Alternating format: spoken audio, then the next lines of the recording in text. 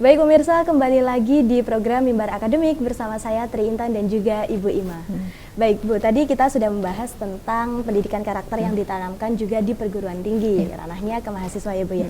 Nah, bagaimana Bu metode atau model pengajaran yang efektif dan juga nanti bisa memaksimalkan mahasiswa itu memiliki pendidikan karakter yang tinggi juga Bu? Iya.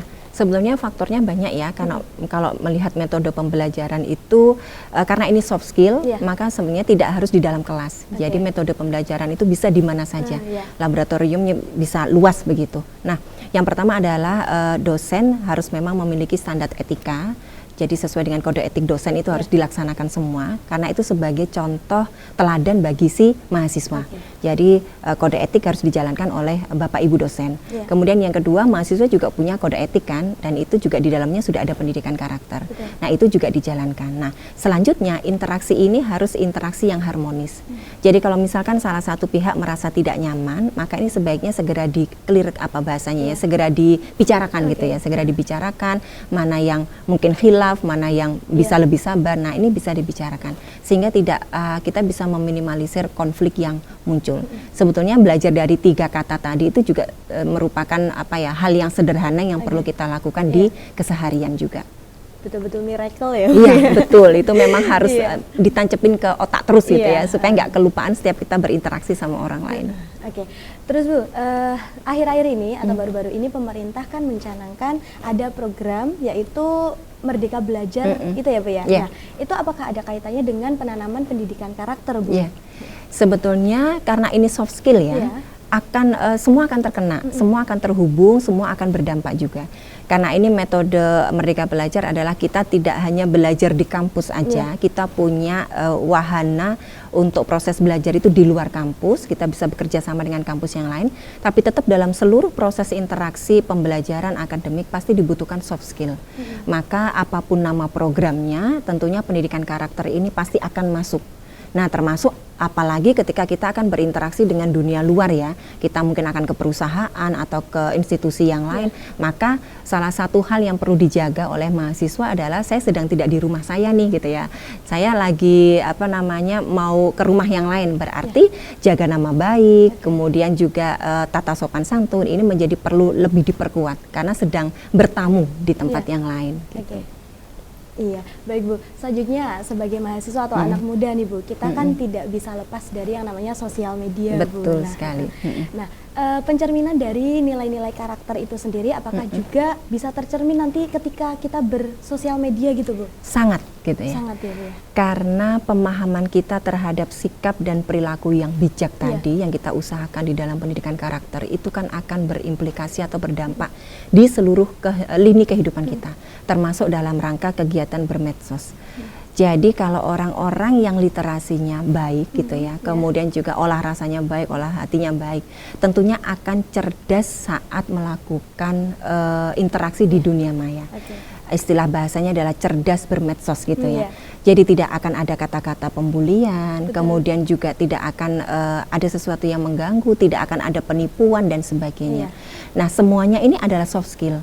Kalau misalkan pendidikan karakter itu sudah bisa dikuatkan, orang melakukan interaksi dunia maya itu tidak akan menyinggung orang lain, dan dia juga tidak akan mudah baper terhadap apapun yang ada di dunia sosial, dunia media sosial. Iya, oke. Selanjutnya menurut Ibu Ima sendiri nih Bu, adakah saran untuk mengurangi penyalahgunaan dalam bersosmed Bu? Karena kita tahu bahkan kemarin yang saya dengar Bu, Indonesia itu masuk salah satu negara yang komentar netizennya paling pedas di Asia Tenggara ya Bu ya? Iya, betul. Jadi ini lebih saya kaji dari sisi ini ya, dari sisi otak sedikit ya. Bahwa seseorang yang mengucapkan sesuatu, apapun itu kata-katanya, itu didahului dari proses di dalam otaknya di bagian prefrontal cortex. Jadi di bagian depan ini tugasnya adalah saya mau mengatakan apa, saya mau berperilaku apa. Jadi keputusan-keputusan semuanya diolah di depan. Nah, sebelum di depan ini memutuskan sesuatu, ada sistem limbik yang ada di tengah yang memprogram secara emosi. Jadi ketika seseorang emosinya tidak stabil atau labil, maka yang keluar itu tidak dipikir dulu.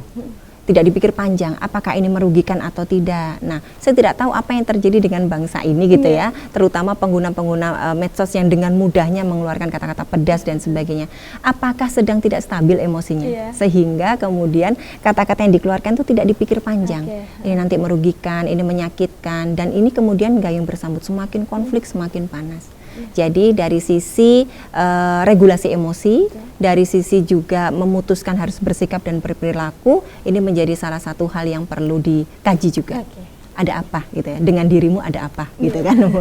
Jadi seperti itu. Iya, oke. Tadi kita sudah membahas pendidikan karakter mulai dari sejak dini ya Bu ya, kemudian juga di kehidupan kampus dan juga di sosial media. Nah, adakah hambatan-hambatan Bu ketika kita ingin menanamkan nilai-nilai karakter seperti itu Bu? Tentunya banyak ya.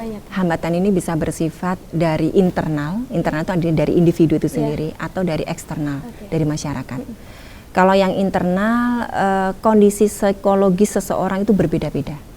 Jadi ada yang dia lahir berkembang dengan keluarga yang baik, keluarga yang harmonis, tidak menyimpan trauma. Ada juga yang banyak menyimpan trauma. Nah, ketika seseorang ini memiliki masa lalu yang tidak nyaman, masa lalu yang tidak enak, atau bahkan menyakitkan, atau bahkan traumatis, tentunya di kelak besarnya pasti akan ada perilaku-perilaku yang tidak nyaman juga. Dan ini mungkin akan mengganggu dirinya sendiri, atau mungkin mengganggu orang lain. Sehingga proses memberikan pendidikan karakter bisa jadi kayak ada terganggu begitu. Atau juga faktor di luar. Anak ini mendapatkan pola asuh yang tidak baik, atau kemudian juga mendapatkan lingkungan yang tidak nyaman, mungkin terjadi abuse, misalkan sexual abuse dan sebagainya. Tentunya dia akan juga membawa kenangan atau memori yang juga tidak nyaman. Dan ini juga akan mempengaruhi perilaku dan sikap di kedepannya. Jadi setiap apa yang didapat oleh panca indera kita, itu akan masuk sebagai sebuah memori di setiap sel otak kita dan di sel jantung kita. Nah, sehingga memori-memori itu memang harus dikelola supaya kalaupun kita pernah sakit, kita bisa sembuh dan kita bisa move on lagi. Dan akhirnya karakternya bisa lebih baik lagi. Oke, berarti memang pendidikan karakter tidak hanya ditujukan untuk anak didik, tapi juga untuk orang tua. Betul sekali, seluruh individu ya, seluruh pihak ya, karena nanti kan berkaitan sekolah, berkaitan sama masyarakat, masyarakat berkaitan sama orang tua. Jadi kan kayak circle yang harus terus kerja sama gitu. Oke, Bu, kita nanti lanjutkan di segmen keempat ya, Bu. Untuk pemirsa, jangan kemana-mana, tetap bersama saya di Mimbar Akademik.